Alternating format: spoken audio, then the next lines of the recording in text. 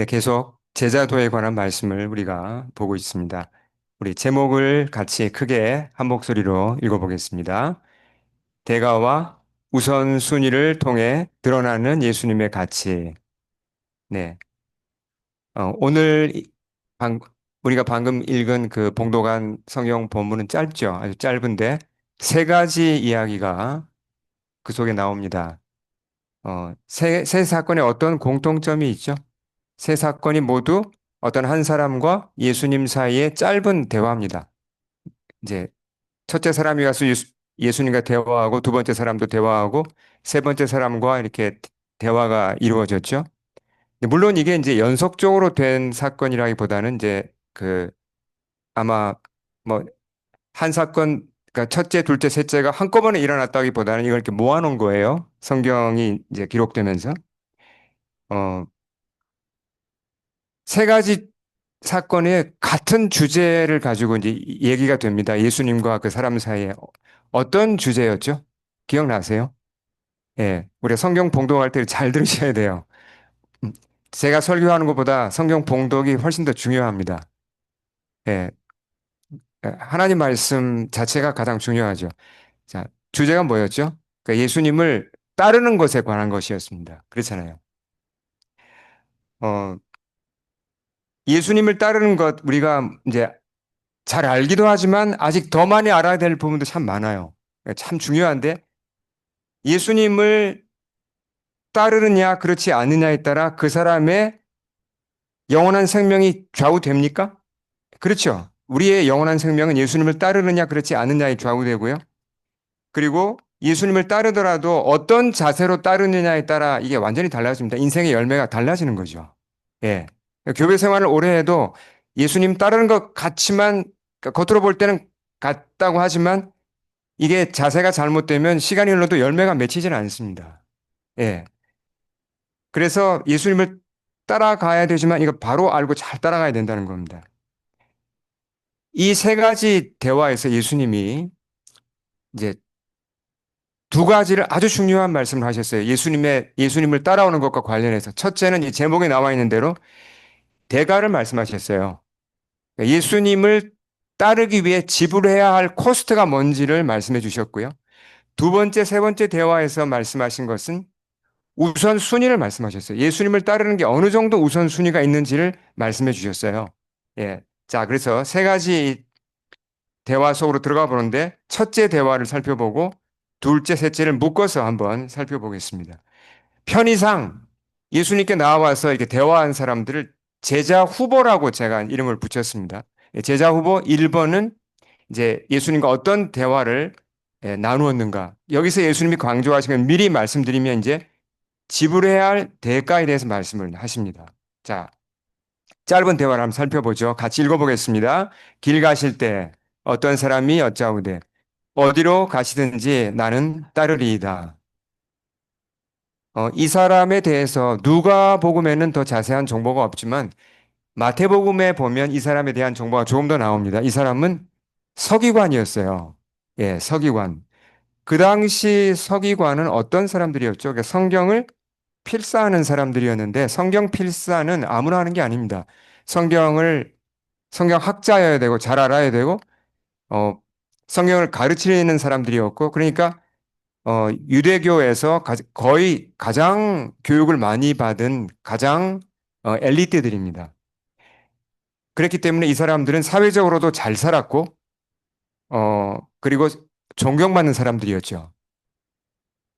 근데 이렇게 유대 사회에서 잘 나가는 사람이 왜 무명의 전도자인 예수님을 찾아왔을까요? 그리고 뭐라고 그랬죠? 어느 정도 이 사람이 헌신된 자세로 예수님께 나왔습니까? 어디로 가시든지 나는 따르겠습니다라고 했죠. 와, 여러분, 최근에 이렇게 고백해 보신 분 계신가요? 정말 예수님께? 어디로 가시든지 제가 이사도 하고 다 따라가서 뭐 주님이 파송하시는데 다 가고 뭐 이렇게 주님을 따라가겠습니다. 이거 보통 사람 할 수 없는 결단이에요. 대단한 결단을 하고 예수님 따르겠다고 작정을 하고 온 사람입니다. 아마 이 사람이 예수님에 대해서 들은 바가 있겠죠. 어떻게 들었을까요? 먼발치에서 예수님 설교를 들었을 수도 있고 하시는 행동, 보았겠죠. 그리고는 야, 저분이 뭔가 위대한 분이다. 따라야겠다라고 그렇게 마음을 먹고 온 겁니다. 용기 있게 고백했어요. 주님을 따르겠다고. 근데 예수님의 대답이 어떤지 보겠습니다. 읽겠습니다. 예수께서 이르시되 여우도 굴이 있고 공중의 새도 집이 있으되 인자는 머리 둘 곳이 없도다.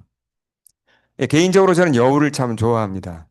예, 몬트리올에 그 레드 박스인가요? 곳곳에 있죠. 참 보기는 귀여운데 사실은 이제 이게 그 야생 동물이긴 하죠. 근데 참 이제 그런 동물들이 있다는 게 전 참 이제 즐거운데 여우도 근데 굴이 있어야 예, 편히 지낼 수 있어요. 예, 그러니까 참 이게 그 여우같이 정말 돌보는 사람도 없고 애완동물도 아닌데도 여우도 예, 자기 굴을 마련하고 또 공중의 새도 예, 집이 있죠. 근데 주님이 여기서 무슨 말씀을 하시는 거죠? 인자는 머리 둘 곳이 없다.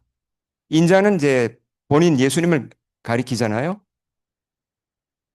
어, 무슨 말씀을 하시는 건가? 이게 약간의 배경 설명이 필요하면요. 그 당시 유대 사회에서 랍비들, 보통 이제 그 권위 있는 선생님들을 랍비라고 불렀잖아요. 랍비들은 100% 자기 집이 있었습니다.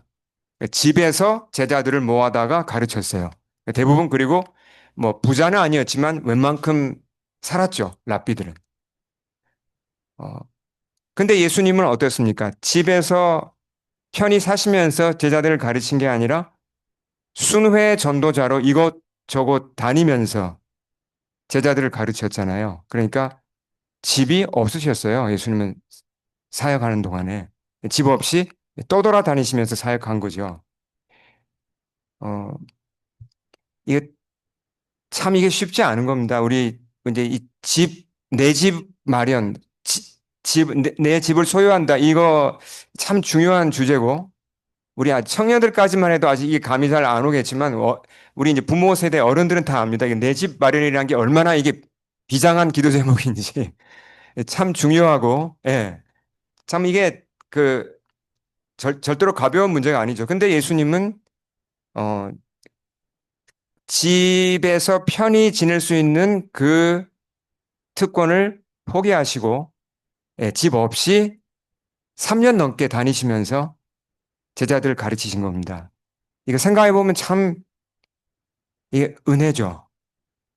그러니까 하나님의 아들이신데 그분이 사람이 되어 이 땅에 오셨고 사람이 되어 왔으면 좀 편히 지낼 수도 있는데 가장 고생스러운 길을 택하셨던 거죠. 그건 이제 뭐 그냥 굳이 억지로 가난하게 사시려고 그런 게 아니라 더 많은 사람들을 만나고 제자들을 더 잘 가르치려고 하다 보니까 집 없이 사신 거예요. 예수님은 우리를 위해서 이런 희생을 하셨던 겁니다. 자, 그러면 이제 다시 이 대화 속으로 들어가 보면요. 어, 저 같으면 만약에 이런 사람이 찾아와서 목사님, 제가 이 교회 다니고 열심히 봉사하겠습니다. 뭐든지 시켜주세요. 그러면 할렐루야, 잘 오셨습니다. 하나님이 형제에게 복을 주실 거고, 제가 축복의 말부터 하지 않겠습니까? 근데 예수님은 축복의 말씀이 아니고 격려의 말씀도 아니고 너무 좀 험해 보이는 말씀부터 하셨어요. 이 말씀을 좀 더 쉽게 풀었으면 이렇죠. 어, 형제여, 당신이 나를 따라오려고 하느냐? 스승인 내가 지금 집 한 칸 없이 다니고 있다. 그러면 나의 제자가 되면 너도 집 한 칸 없이 살 수 있다. 그래도 나를 따르겠느냐? 지금 이 얘기 하신 거잖아요. 처음부터. 예. 이런 얘기는 좀 나중에 은혜 받고 성장하고 나면 나중에 좀 해주면 되는 거 아닌가요? 네, 처음부터 이렇게 그냥 솔직하게 이 말씀부터 하신 거예요. 왜 그러셨을까요? 먼저 우리가 짚고 넘어가야 될 건 그럼 크리스찬이 되면 예수님의 제자가 되면 집 가지면 안 되나요? 아니, 그건 아니죠. 그건 예수님 제자가 예, 집 가져도 아무 문제 없습니다. 근데 이 사람의 경우는 좀 문제가 있었던 거죠. 이 사람의 경우는 서기관이었고 아마 잘 살았던 걸로 우리가 추정을 할 수 있으니까 이 사람이 정말 예수님을 따르기 위해서는 어떤 장애물을 극복해야 된다는 걸 알 수 있습니다. 그 장애물을 못 넘어가면 예수님을 따라오지 못한다는 걸 알 수 있어요. 그게 뭐였죠? 바로 예, 집이고 자기 재산이었던 겁니다. 예, 거기 묶여 있는 한 예수님 못 따라오니까 처음부터 예수님이 그냥 아주 분명하게 말씀을 해주신 거예요. 예, 이 말씀이 오늘날 우리에게는 어떻게 적용이 될까요? 물론 주님이 우리에게 뭐 집 없이 살아라 이 얘기하는 건 아니잖아요. 여기서 주님이 우리에게 말씀하시는 것은 뭐냐면 예수님의 제자가 되려면 out of your comfort zone, 그러니까 안전지대를 벗어날 각오를 해야만 한다는 겁니다. 안전지대. 안전지대에는 여러 가지가 있죠. 집이나 기본적인 재산이나 기본적인 안락함 이런 것들을 포기할 각오가 되어 있는가? 나를 따라오면서 혹시 가난할 수도 있다. 너희가 나를 따라오면 조금 불편하게 살 수도 있다. 나를 따라오다 보면 집을 잘 못 살 수도 있다. 그래도 나를 따라오려고 하느냐? 이 질문이죠. 여기에 예스라고 답을 못하면 주님 따라가기가 어렵다는 겁니다. 예. 자, 여기서 끝날 얘기가 아니라 한 단계를 더 나가야 돼요. 이 말씀에서. 이게 가장 중요한 단계입니다. 자, 대가가 있죠. 지금 여기서 주님이 대가를 말씀하신 건 맞나요? 그러니까 나를 따라오려면 어떤 대가를 각오하라 그랬죠? 예. 집도 소유 못할 수도 있다. 컴포트 존, 안전지대를 벗어나야 한다. 그 대가를 지불할 각오가 되어 있으면 나를 따라오라. 그렇지 않으면 너 날 못 따라온다라고 하신 거잖아요. 어, 그러니까 이 대가가 예수님을 따르기 위한 대가가 크나요, 적나요? 커요. 굉장히 커요. 그렇죠? 어, 근데 대가가 크다는 건요. 어떤 일을 하기 위해서 그 대가가 크다는 건 뭘 얘기합니까? 그 일이 어마어마하게 중요하다는 걸 얘기하는 겁니다. 그러니까 예수님을 따르기 위해서 대가가 이렇게 크다는 건 뭐냐면 우리가 뭘 생각해야 되냐면 아, 예수님 따르는 게 이게 어마어마하게 중요하고 큰 일이구나. 이렇게 큰 대가를 집을 소유하지 않고 컴포트 존을 벗어나는 이런 대가를 지불하고라도 내가 반드시 붙잡아야 되는 거구나.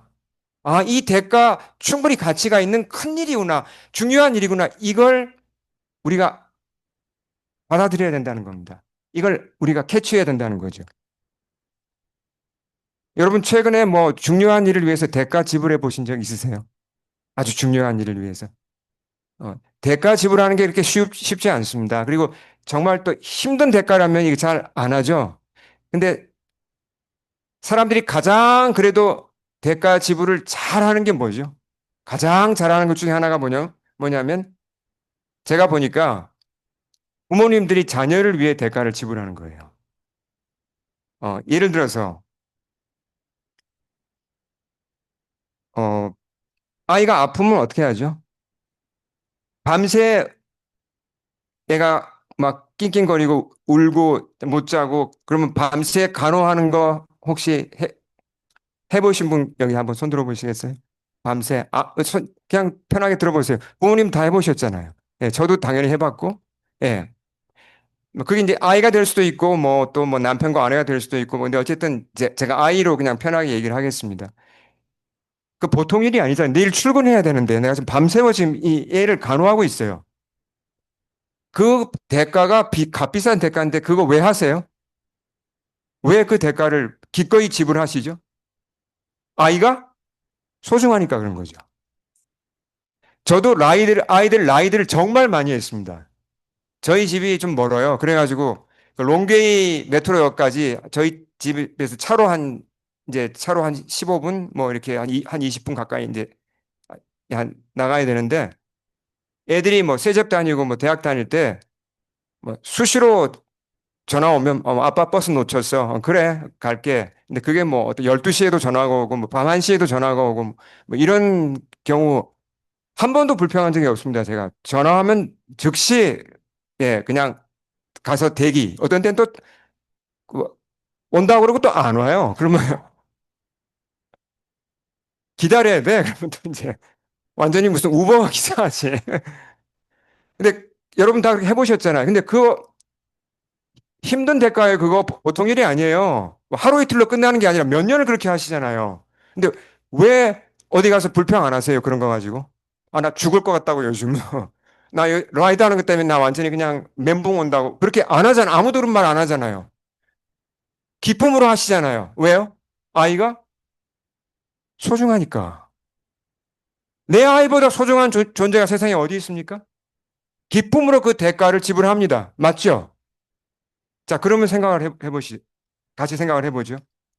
예수님을 따르기 위해서 내가 컴포트 존을 벗어날 수도 있어요. 집을 못 살 수도 있어요. 그렇게 큰 대가를 지불한다는 건 뭘 얘기합니까? 예수님이 그만큼 위대하고 큰 분이란 겁니다. 이걸 빨리 캐치해야 돼요. 아, 그렇구나. 이렇게 위대한 분이기 때문에 내가 좀 희생하고 대가가 있더라도, 대가를 지불하더라도 감사함으로 내가 주님을 배우고 따르는구나. 이게 깨달아지면 대가 지불이 아깝지 않게 돼요. 예. 그래서, 근데 오해하지 말아야 되면 한 가지만 더 제가 사족을 달면요. 그러니까 주님을 따라간다고 하는 대가잖아요. 그러니까 뭔가 어떤 사역을 먼저 생각하시면 안 됩니다. 사역보다 주님을 따라간다는 것의 핵심은 뭐죠? 예수님을 배우고 닮는 겁니다. 이게 핵심이에요. 사역은 그 다음에 따라오는 거예요. 여기에 대한 대가를 우리가 충분히 지불할 수 있어야 된다는 겁니다. 바울이 유명한 이런 말을 했죠.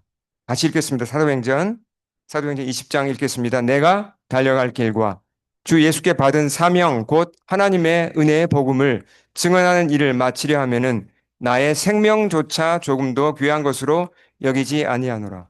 언제 한 얘기죠, 이게 바울이? 바울이 이제 전도 여행 다 끝내고 예루살렘으로 가는 길입니다. 예루살렘으로 가면 바울은 극우 유대주의자들한테 붙잡혀서 죽을 가능성도 있어요. 근데 예루살렘으로 간다고 합니다.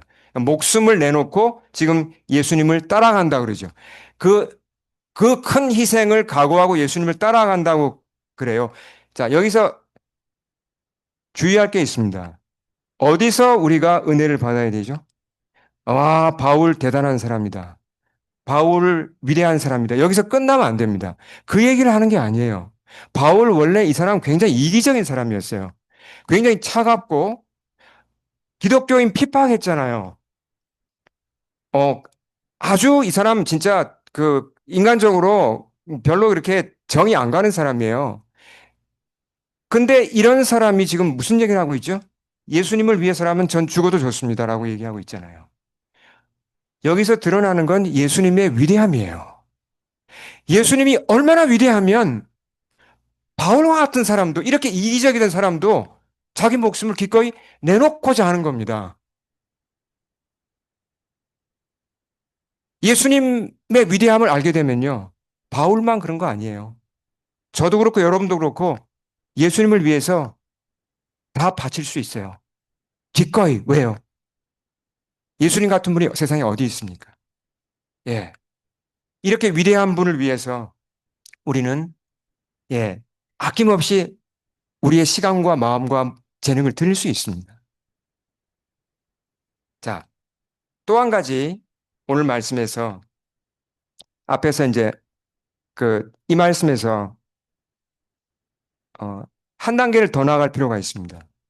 자, 어디까지 했죠, 우리가? 자, 보세요. 주님을 따르기 위해서는 대가가 필요하다. 그 대가가 무엇일 수 있다 그랬죠? 어, 안전지대를 벗어날 수 있다. 집을 못 살 수도 있다.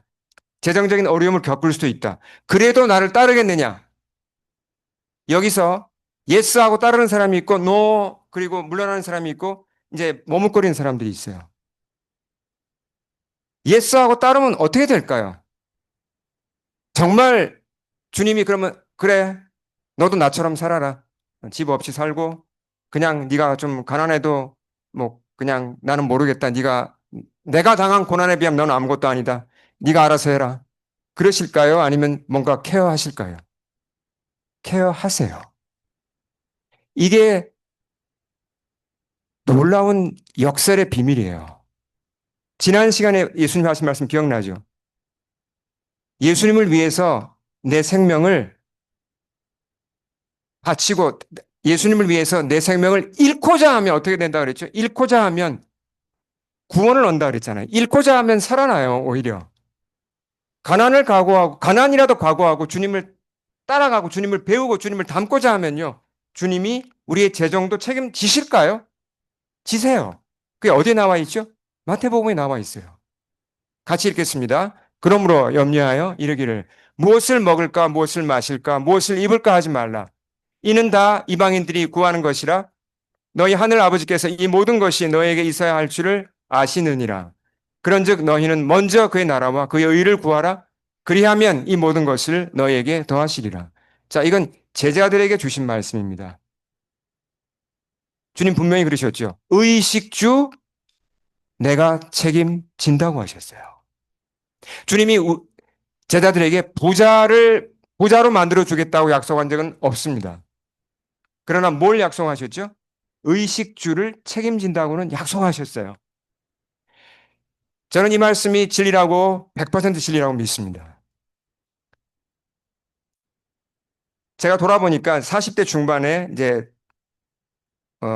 몇 번 제가 나누었지만 그 목회를 하도록 부름을 받았을 때 어, 저희 아이들이 다 10대 이제 10대 중반 초반이었고 제가 가장인데 직장을 확 줄여서 신학교를 다니고 전도사의 신분으로 교회를 개척하고 그러면 재정적인 건 어떻게 되죠?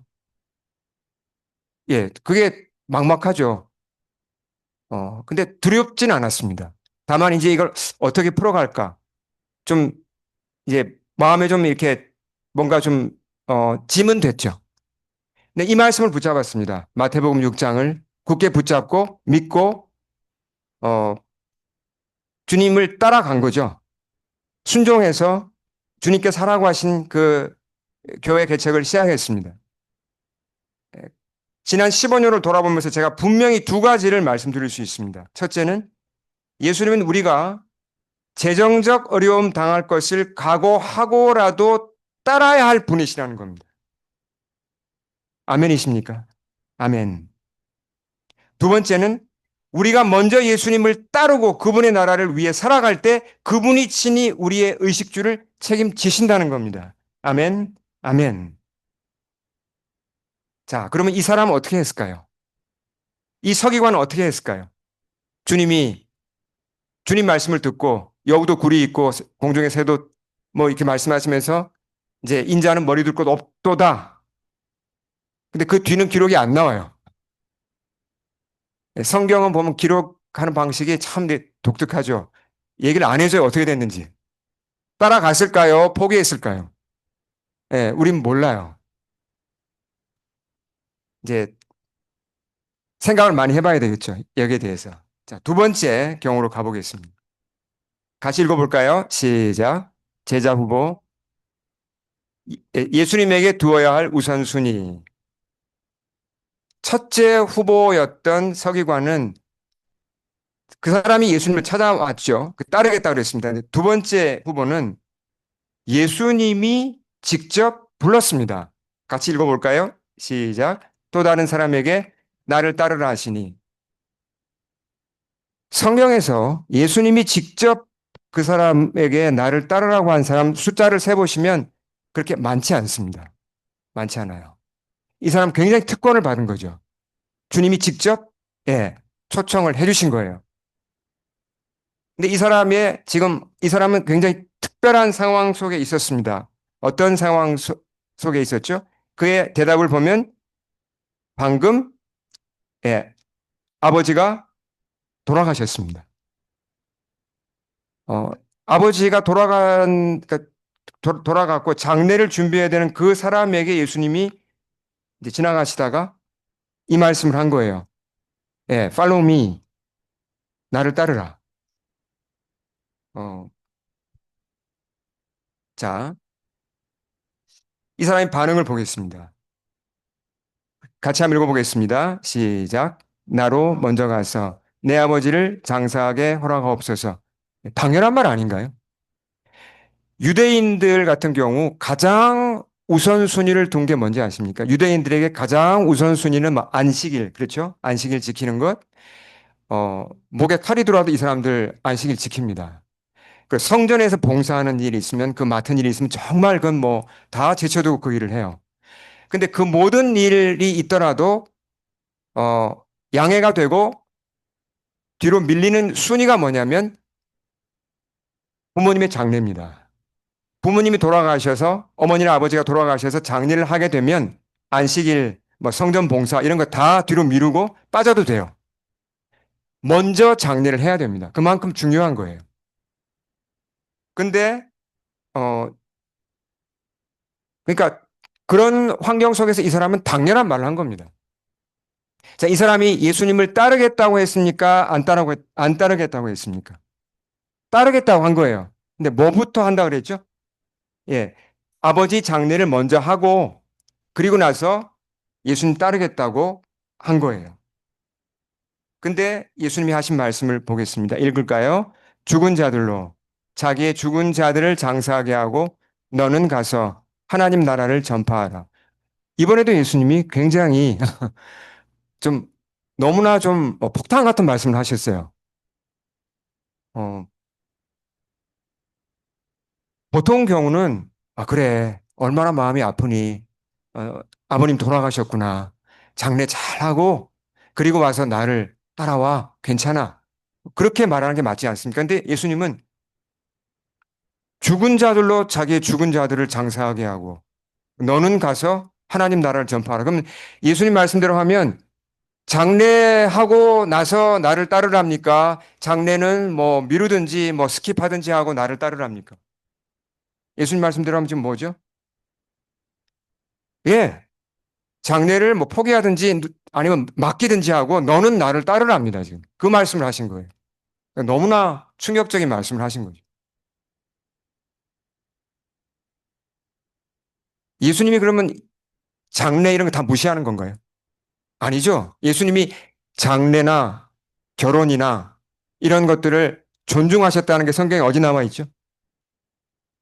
예수님의 첫 표적이 어디입니까? 가나 결혼식이었죠.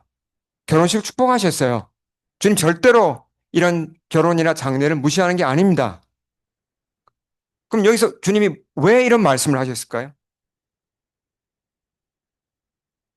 이 사람을 흔들어 깨우려고 한 겁니다. 이 사람의 무슨 이제 문제를 아신 거죠. 흔들어 깨우려고 하는 겁니다.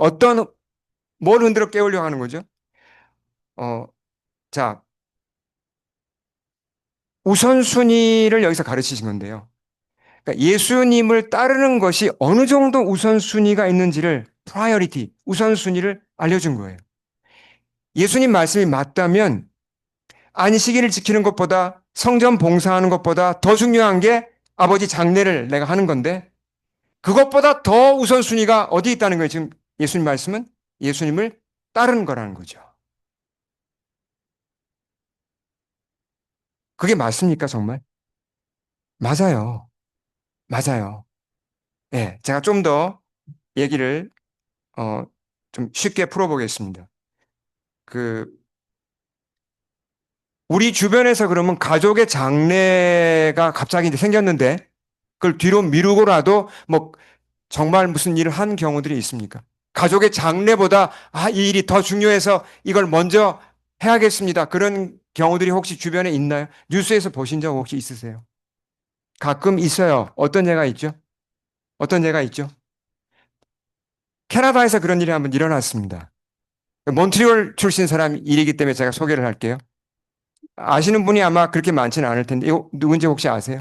피겨 스케이팅 좋아하시는 분 같으면 이분은 몬트리올에서 태어난 분이죠. 2010년 밴쿠버 동계올림픽 때 피겨, 여자 피겨 스케이팅에서 금메달을 누가 땄죠? 김연아가 땄죠. 근데 동메달을 누가 땄죠? 조아니 로셋 포시에트가 땄습니다. 동메달 리스트예요. 근데 밴쿠버에서 올림픽이 열리고 있을 때 조한이의 어머니가 가서 당연히 관람을 했죠. 관람 중에 심장마비로 돌아가셨어요. 갑자기. 그러니까 얼마나 충격을 받았겠습니까? 그러니까 이걸 내가 계속 이거 시합을 계속 해야 되는 건지 충격 때문에도 하기 어려웠을 것 같은데 아니면 어머니 장례를 지금 뭐 하는 게 맞지 않습니까? 근데 조한이는 어머니 장례를 미루었습니다. 한참 뒤로 미루었어요. 올림픽 끝나는 날짜로 미루고 경기를 다 했어요. 끝까지. 그 동메달을 땄어요. 그리고 동메달을 어머니의 관에 올려드렸습니다. 자, 조한이를 보고 비난한 사람이 혹시 있었을까요? 아니, 어떻게 어머니 장례를 그렇게 뒤로 미루고, 자기 좋다고 자기 금메달 따자고 저렇게, 어, 저럴 수가 있나? 이런 사람이 있었나요? 아무도 없었어요. 왜요? 조한이는 누구를 위해서 어머니 장례를 뒤로 미뤘죠? 캐나다를 위해서. 그렇잖아요. 나라를 위해서, 나라의 영광을 바치기 위해서. 어머니의 장례보다 올림픽 계속하는 게 우선순위가 맞습니까? 맞았다는 거죠. 그러니까 어떤 정말 중요한 일이 있으면 장래보다 우선순위가 우선순위를 가질 수 있다는 겁니다. 그게 예수님을 따르는 거라는 겁니다. 그러니까 우리가 그래서 이건 정신을 한번 흔들어 깨워주는 거예요. 아, 예수님 따르는 게 이렇게 중요하구나. 이렇게 우선순위가 있구나. 이 우선순위에서 밀리기 시작하면 지난주에도 이런 말씀을 드렸지만요. 우선순위 2위가 무서워요, 2위. 2위가 무섭습니다. 아, 나는 예수님 따르는 거 진짜 나는 우선순위에 놓아. 근데, 어, 우선순위 1번은 XX고 2번이 예수님이야. 이렇게 되면 어떻게 됩니까? 이 일이 끝나야 성경 공부 시작할 수 있어요. 이 일이 마감돼야 내가 예배를 제대로 드릴 수 있고요. 뭔가, 항상 뭔가 뒤로, 한 칸씩 뒤로 밀려요. 예. 그 제가 가장 간절히 권면드리는 건 예수님을 배우시고 예수님을 알아가는 그 일에 우선순위를 드리는 게 제일 중요합니다. 예. 한번 그걸 뒤집어 엎을 필요가 있어요. 흔들어서. 안 그러면 평생 기회가 잘 안 옵니다. 너무 늦게 와요.